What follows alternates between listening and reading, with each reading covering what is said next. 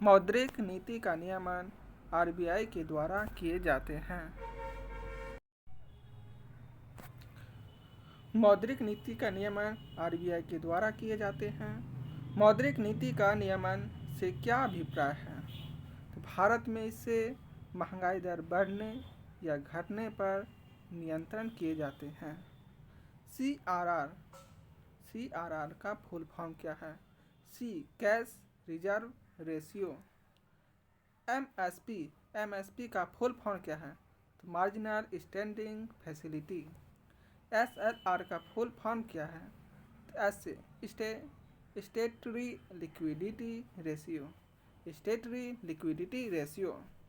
Commercial bank के उदाहरण SBI, bank of India, Punjab national bank, UCO bank इत्यादि आते हैं।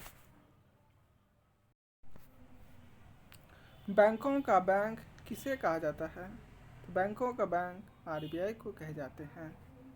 आरबीआई के द्वारा जब कमर्शियल बैंक को ऋण दिए जाते हैं तो उसे रेपो रेट कहा जाता है।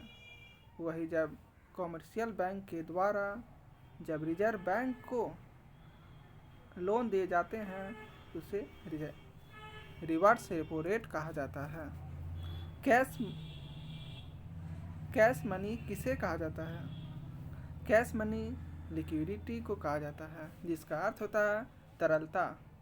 लोगों के पास तरलता अधिक होने से महंगाई पर क्या प्रभाव पड़ता है? इससे महंगाई में वृद्धि हो जाती है।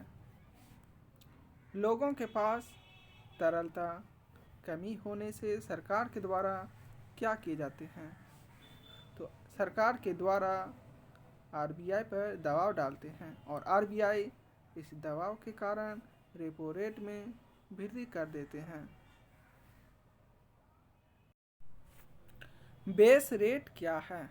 बेस रेट जब कमर्शियल बैंक के द्वारा जनता को जब लोन दिए जाते हैं तो इसे बेस रेट कहा जाता है। कैश मनी किसे कहे जाते हैं? तरलता कहे जाते हैं। आरबीआई के द्वारा रेपो रेट में वृद्धि करने से क्या प्रभाव पड़ता है? जिससे रेपो रेट में वृद्धि होने से महंगे दरों पर लोन मिलने लगते हैं, जिससे लोगों के पास तरलता में कमी आ जाती है। इसके साथ साथ महंगाई में भी कमी आती है।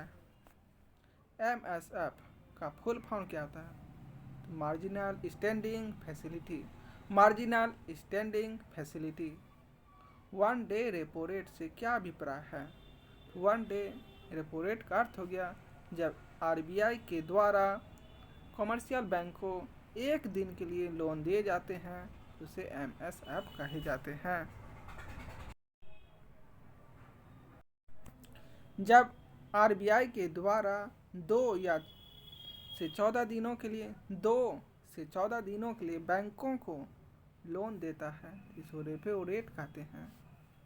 कमर्शियल बैंक के द्वारा लॉन्ग टाइम के लिए जब आरबीआई से लेने वाले लोन को क्या कहा जाता है? इसे बैंक दर कहे जाते हैं। अति अल्पकालीन लोन को क्या कहे जाते हैं? इसे एमएसएफ कहा जाता है। और अल्पकालीन लोन को क्या कहा जाता है? इसे रेपो रेट कहते हैं।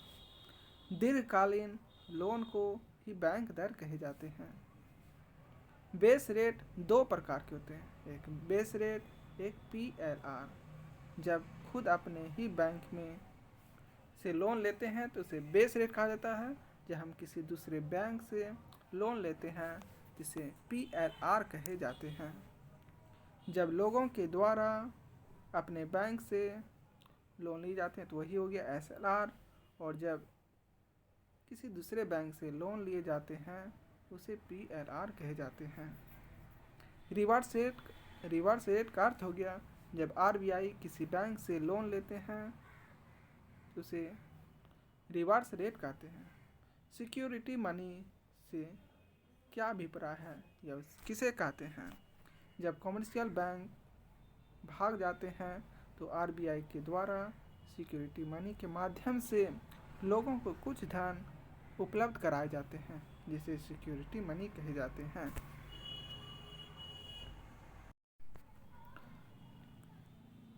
SLR जनता के लिए कॉमर्शियल बैंक के द्वारा अपने पास जिस धन को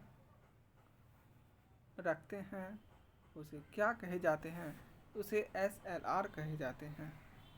मौद्रिक नीति में वृद्धि होने से ब्याज बढ़ जाते हैं, लोन में कमी आते हैं, तरलता में कमी आ जाता है, मांग में कमी होने लगता है, मूल्यों में कमी और मुद्रास्फीति यानी महंगाई में भी कमी होने लगते हैं। मौद्रिक नीति के अंतर्गत MSF, repo rate, CRR, bank rate, SLR आते हैं।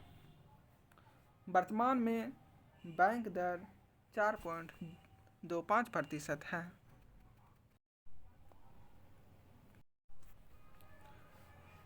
रेपो रेट 4% और रिवर्स रेपो रेट 3.35% है, जो हमेशा बदलते रहते हैं।